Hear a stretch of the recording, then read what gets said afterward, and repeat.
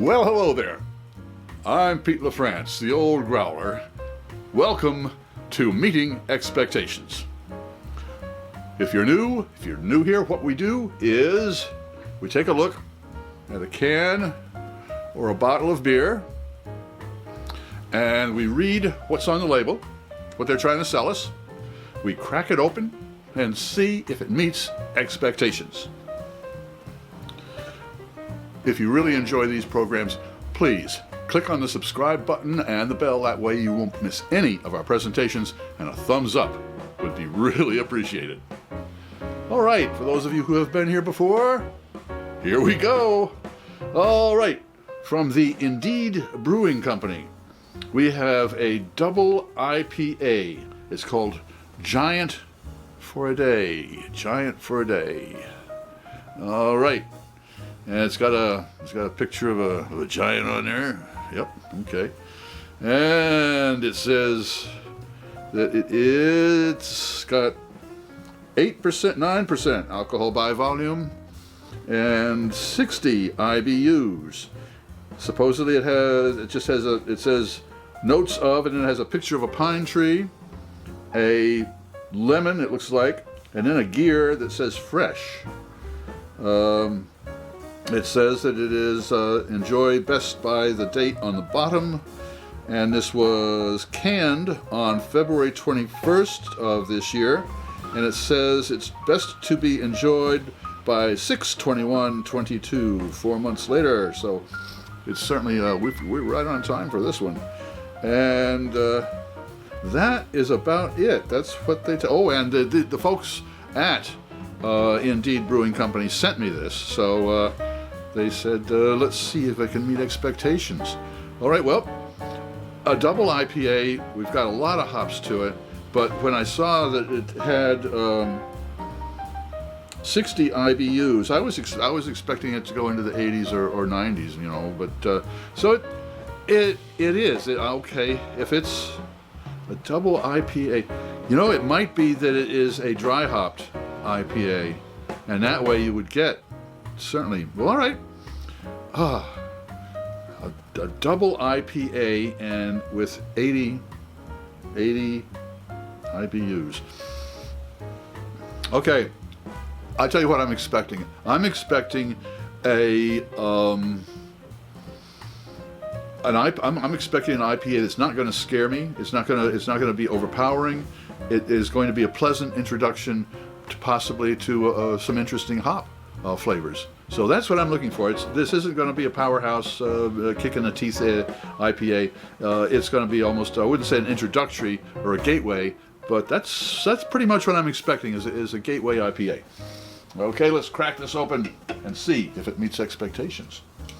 One of the things you'll notice about the tasting techniques here, most of the people who do tastings do a see, sniff, and sip. Well, here we do a see, sip, and then sniff. Reason for it? Master Sommelier Fred Dex will explain it all to you right up there. All right, let's crack this open. Also, since I'm wondering what it's going to be, a pale ale or a cloudy ale or a clear. That's going to be interesting. And here well, it's a little bit in between, isn't it? All right. Here we go. Oh, one of the other things about beer tastings is your beer should be at the right temperature. Now, this is an IPA. IPAs, ales should be at around 50 degrees Fahrenheit. Let's take a look. This one is at 49 degrees Fahrenheit. So it is just at the edge. It is cloudy. It's got a cloudy bronze kind of, there's a little bit reddish to it, and it's got a nice two-finger head, nice and white, not too closely knit. It's a little rocky, it's not too bad, and you can see the carbonation is right up there. So, cheers.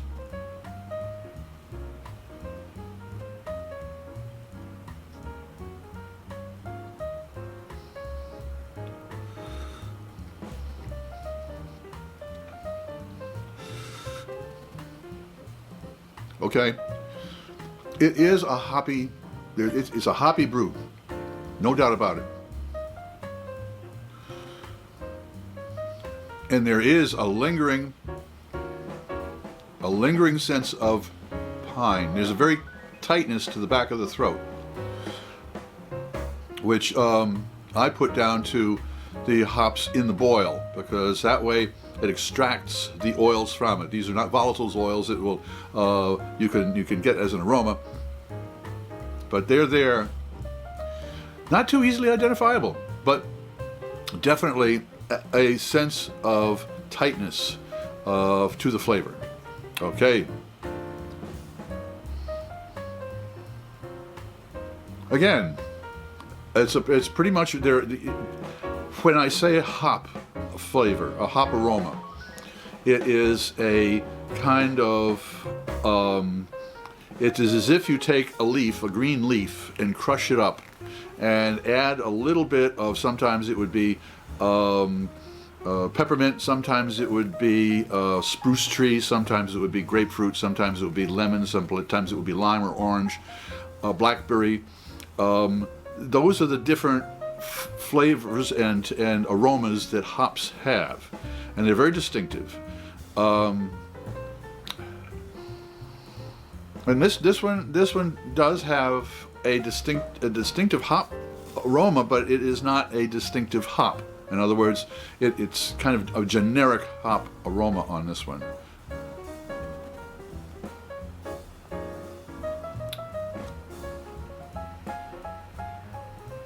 Now, yeah, I was going to say it's not quite sweet, but there's a sweet undertone to that. But the hops, it's almost a metallic tang to the hop, balances out that sweetness. But the sweetness, this was a little sweeter than I expected. A little sweeter than I expected. However, as I said earlier, I mentioned offhanded that it's a gateway IPA. And I would say yes. In that case, if that's what they intended, and the brewery is indeed, if they indeed intended to do that, then I will say, without a doubt, Giant for a Day Double IPA certainly does meet expectations. I'm the Old Growler, hoping all of your beers meet expectations.